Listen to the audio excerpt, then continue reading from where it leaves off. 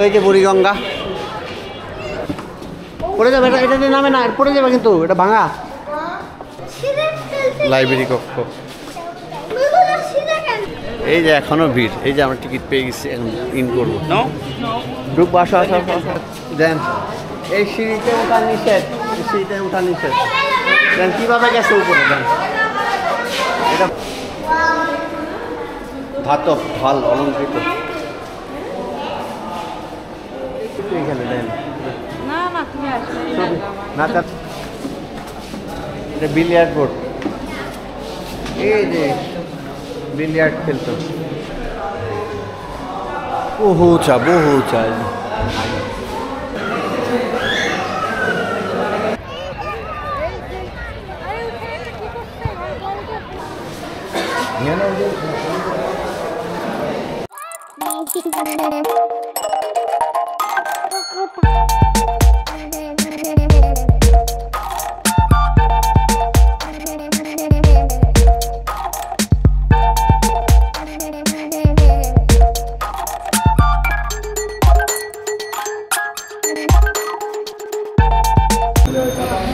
আসছি আমরা পুরান ঢাকায় আহসান মঞ্জিলে, মাত্র এসে পৌঁছাইলাম।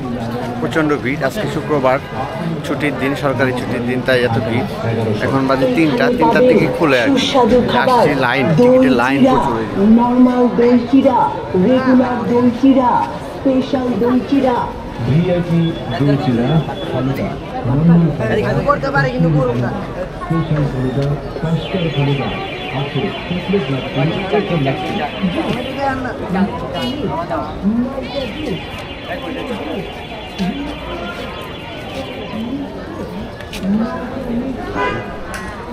টিকিট কাটবো আমরা, 5টা টিকিট নিব। লাইনটা কমলে পরেই নিব।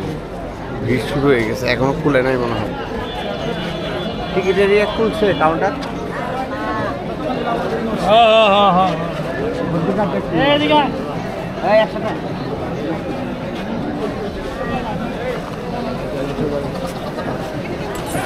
প্রচণ্ড লাইন আছে, প্রচণ্ড ভিড়। আজকে শুক্রবার তো, সরকারি ছুটি।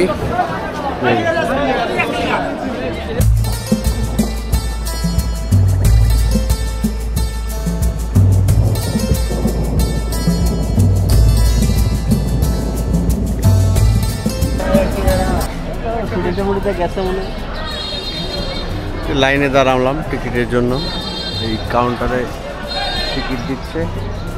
প্রচণ্ড ভিড়, আজকে শুক্রবার, সরকারি ছুটির দিন, তাই। টিকিট কত করে এখন? 40 টাকা। 40 টাকা। ছোটোবেলায় আগে 2 টাকা করে ঢুকতাম, এখন নাকি 40 টাকা হয়ে গেছে। বাচ্চাদের তো লাগবে না টিকিট, ছোটো বাচ্চাদের লাগবে না।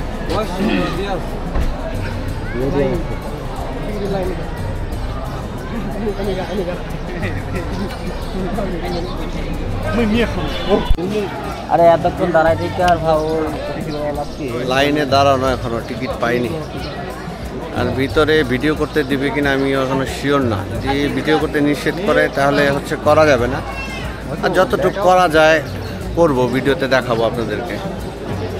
তো আগে টিকিটটা নিই, টিকিটটা নেওয়ার পরে হচ্ছে আমরা ভিতরে প্রবেশ করব। লাইন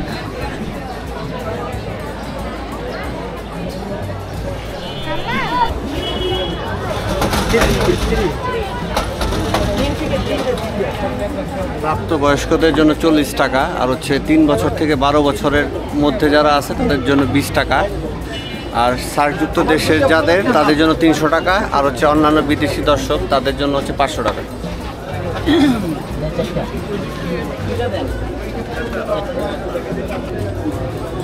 আমাদের বড় হচ্ছে 5টা, আর ছোট ওদের হচ্ছে 1টা।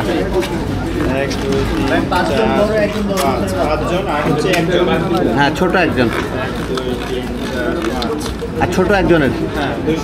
ঠিক আছে, টিকিট পেয়ে গেছি, এখন ঢুকতে যাবো। এই যে কি পছন্দ। আহসান মঞ্জিল পুরনো ঢাকার ইসলামপুরে বুড়িগঙ্গা নদীর তীরে অবস্থিত। এটি পূর্বে ছিল ঢাকার নবাবদের প্রাসাদ, বর্তমানে এটি জাদুঘর হিসেবে ব্যবহৃত হচ্ছে। এর প্রতিষ্ঠাতা নওয়াব আব্দুল গনি। তিনি তার পুত্র খাজা আহসানুল্লাহর নামকরণ অনুসারে নামকরণ করেন। এর নির্মাণকাল 1859 থেকে 1872 সাল। 1906 সালে এখানে এক অনুষ্ঠিত বৈঠকে মুসলিম লীগ প্রতিষ্ঠার সিদ্ধান্ত হয়।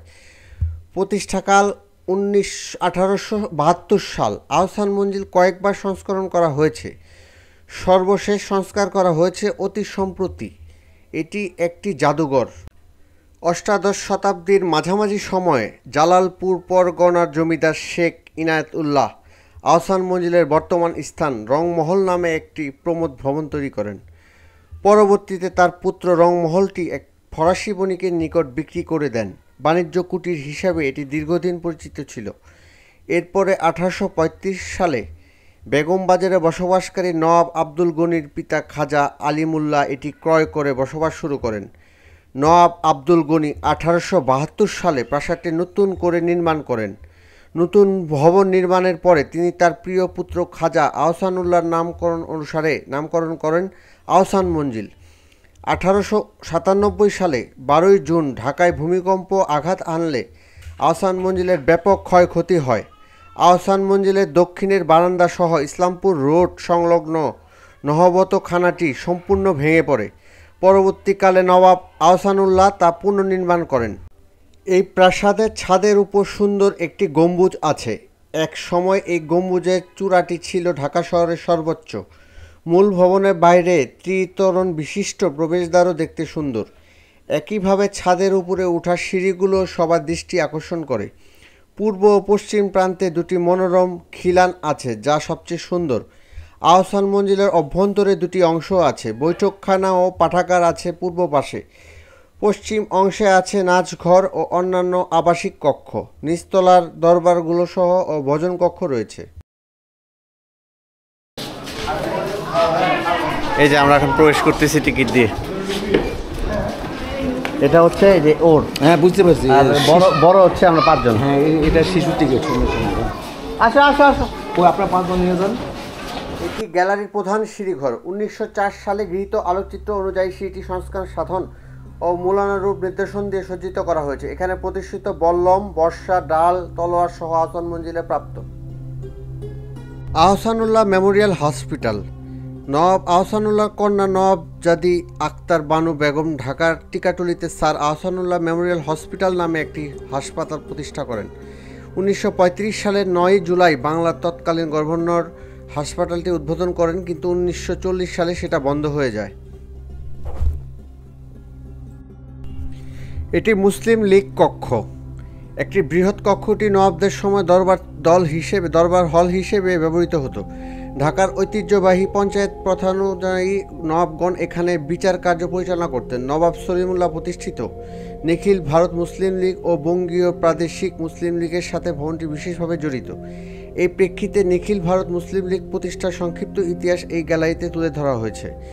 1906 সালে মুসলিম লীগ প্রতিষ্ঠাকালীন শাহবাগের সম্মেলনে আগত সর্বভারতীয় মুসলিম নেতৃবৃন্দের একটি বড় তৈলচিত্র এই গ্যালারিতে স্থান পেয়েছে। এটি একটি বিলিয়ার্ড কক্ষ। 1904 সালে তোলা আলোকচিত্র অনুযায়ী মূলানুরূপ billiard board, table, light fitting, sofa ইত্যাদি তৈরি করে কক্ষটি সাজানো হয়েছে। দেয়ালে প্রদর্শিত নবাবদের আমলের বিভিন্ন জীবজন্তুর শিংগুলো অ্যাওয়ার্ড হাউস হিসেবে সংগৃহীত হয়েছে।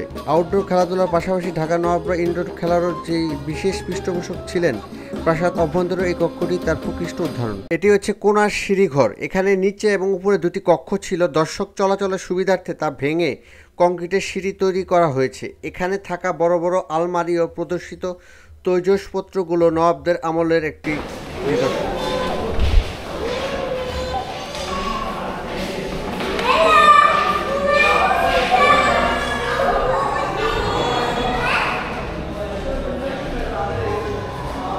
বহু উঁচা।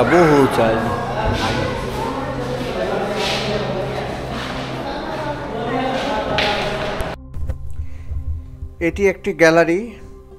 প্রতিকৃতি নানা কাজে ঢাকার খাজা পরিবারের লোকেরা সমসাময়িককালে যেসব খ্যাতনামা ব্যক্তির সংস্পর্শে এসেছিলেন তাদেরকে দর্শকের সামনে তুলে ধরাই এই গ্যালারির পরিকল্পনার উদ্দেশ্য। এছাড়া নবাবদের সমসাময়িককালে দেশ বরেণ্য রাজনীতিবিদ, সমাজসেবী, ভূস্বামী, বুদ্ধিজীবী, সমাজ সংস্কারক, কবি, সাহিত্যিকদের প্রতিকৃতি এখানে রাখা হয়েছে। নবাব স্যার খাজা সলিমুল্লাহ বাহাদুরের প্রতি বিশেষ সম্মান দেখানোর জন্য কক্ষটিকে সলিমুল্লাহ স্মরণে গ্যালারি হিসেবে সাজানো হয়েছে। সলিমুল্লাহ ছোটবেলা থেকে বিভিন্ন সময়ের আলোকচিত্র ও তথ্যাদি দ্বারা এই গ্যালারি সাজানো হয়েছে। এছাড়া নওয়াব সলিমুল্লাহ ও নওয়াবদের ব্যক্তিগত অফিসিয়াল ব্যবহার্য দ্রব্যাদি এখানে প্রদর্শন করা হয়েছে। এই কক্ষ দিয়ে নওয়াব পরিবারের সদস্যগণ আহসান মঞ্জিলের পূর্বাংশের রংমহল থেকে গ্যাংওয়ের মাধ্যমে পশ্চিমাংশে যাতায়াত করতেন। গ্যালারি 11-র অনুরূপ নওয়াবদের সমসাময়িক বিশিষ্ট মনীষীদের প্রতিকৃতি দিয়ে এই কক্ষটি সাজানো হয়েছে। এছাড়া এই গ্যালারির শোকেসে প্রদর্শিত হাতির দাঁতের নিদর্শনগুলো আহসান মঞ্জিলের প্রাপ্ত নওয়াব ব্যবহারকারীদের মূল নিদর্শন। এই যে হাতির দাঁত দিয়ে তৈরি হয়েছে এগুলো, বুঝছো? হাতির দাঁত দিয়ে তৈরি হয়েছে চিরুনি, তারপরে সিঁদুর, শাখা, পাখা। হ্যাঁ, হাঁটো, যাও যাও যাও, হাঁটো হাঁটো হাঁটো। এই যে একটা দেন, এই সিঁড়িতে ওঠা নিষেধ, এই সিঁড়িতে ওঠা নিষেধ। দেন কীভাবে গেছে উপরে, দেন, এটা ভয়াবহ। এটি একটি হিন্দুস্তানি কক্ষ। 1904 সালে ফিৎজ কাপের তোলা আলোকচিত্রে কক্ষটিকে হিন্দুস্তানি রুম বলা হয়েছে। উক্ত আলোকচিত্রের সাথে মিলিয়ে কক্ষটি সাজানোর জন্য অপেক্ষায় আছে বা সাজানো হয়েছে। পরেরটি হচ্ছে প্রধান সিঁড়িঘরের দোতলা। প্রাসাদের নিচতলা থেকে উপরতলায় ওঠানোর জন্য তৈরি কাঠের সিঁড়ির উপবাংশের দৃশ্য। 1904 সালের তোলা আলোকচিত্র অনুযায়ী সিঁড়িটি সংস্করণ করা হয়েছে। সিঁড়ির রেলিংয়ে ঢালাই লোহার তৈরি আঙ্গুর লতাগুচ্ছ নকশা সংবলিত বালুস্টারগুলি মলানুরূপ অনুযায়ী তৈরি। ছাদে দৃশ্যমানে কাঠের অলঙ্কৃত সিলিং নবাবদের আমলের মূল বৈশিষ্ট্য অনুযায়ী সংস্কার করা হয়েছে। এটি একটি লাইব্রেরি কক্ষ। কক্ষটি ছিল নবাবদের ব্যক্তিগত প্রাসাদ লাইব্রেরি। 1904 সালে আলোকচিত্র অনুযায়ী কক্ষটি সাজানো হয়েছে। নবাবদের ব্যবহৃত আইন, বিচার, উপন্যাস ও ক্রীড়া বিষয়ক দুষ্প্রাপ্য গ্রন্থের এক বিশাল সংগ্রহ এখানে রয়েছে। এখানে পড়াশোনা করতে আসে, বুঝছো?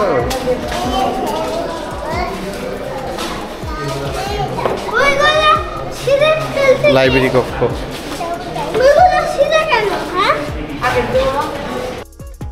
এটি হচ্ছে কার্ড রুম, ঢাকার নবাবদের তাস খেলার কক্ষ। 1904 সালে তোলা আলোকচিত্রের অনুকরণে মূলানুরূপে সাজানো হয়েছে এই কক্ষটি।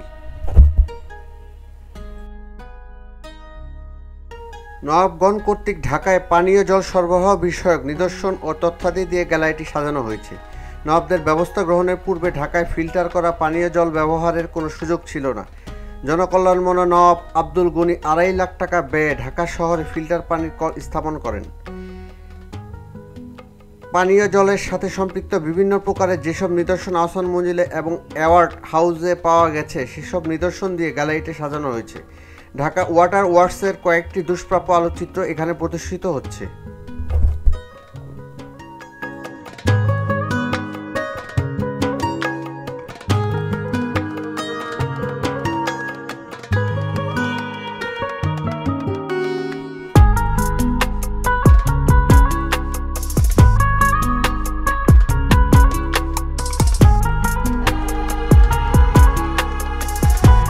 বিশিষ্ট রাজকীয় অতিথিদের বিশ্রামের জন্য এই প্রাসাদে স্টেট বেডরুম নির্দিষ্ট থাকত। এরূপ একটি কক্ষে আলোকচিত্র পাওয়া গেছে এবং তার নমুনা প্রদর্শনের জন্য ছবির দৃশ্যানুযায়ী এই কক্ষটি সাজানো হয়েছে। এখানে প্রদর্শিত আসবাবপত্রগুলো মূলানুরূপে নতুনভাবে তৈরি হয়েছে।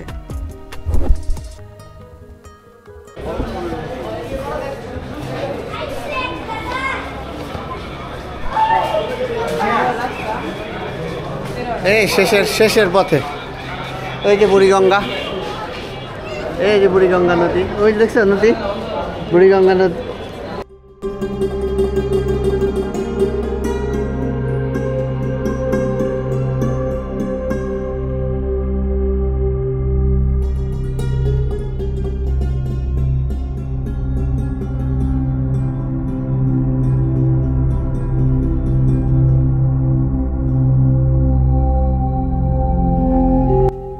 1904 সালে তোলা আলোকচিত্র অনুযায়ী মূলানুরূপে এই গ্যালারিটি সাজানো হয়েছে। 19 শতকে ঢাকা শহরে এত বড় জাঁকজমকপূর্ণ নাচঘরের দৃষ্টান্ত আর ছিল না। ঢাকা নবাবগণ ছিলেন প্রাচ্য ও পাশ্চাত্য উভয় প্রকার সংস্কৃতির সমাজদার। নবাব আব্দুল গনি নাচ, জ্ঞান ও কবিতা চর্চার পৃষ্ঠপোষক করতেন। তার পুত্র নবাব আহসানুল্লাহ নিজেই একজন উঁচু দরের সঙ্গীতজ্ঞ, বাদক ও কবি ছিলেন।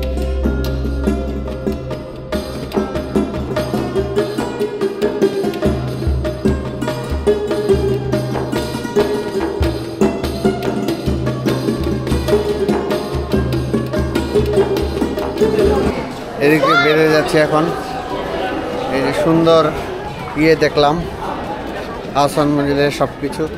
এই যে কি সুন্দর, ও মাই গড।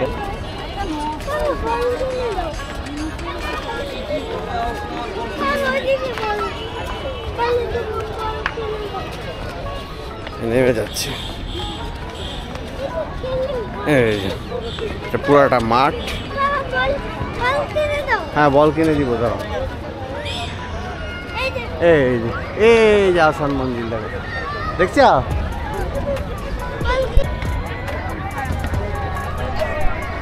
এই যে আহসান মঞ্জিল থেকে এখন বের হয়ে যাব। এটা মাঠ, পুরো মাঠটা যেটা খেলতেছে মানুষ, দর্শনার্থীরা। এই যে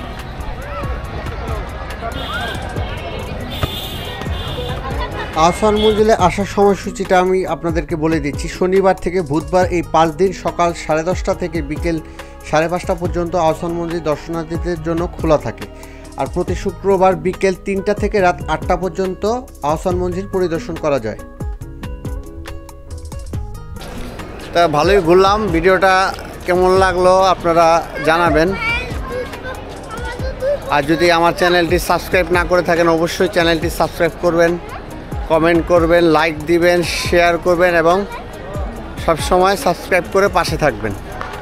ভালো থাকবেন এবং ভিডিওটি কেমন লাগলো অবশ্যই আমাদেরকে জানাবেন। যে আমরা এখন বের হয়ে যাচ্ছি। প্রতি বৃহস্পতিবার এই আহসান মঞ্জিল সাপ্তাহিক বন্ধ থাকে।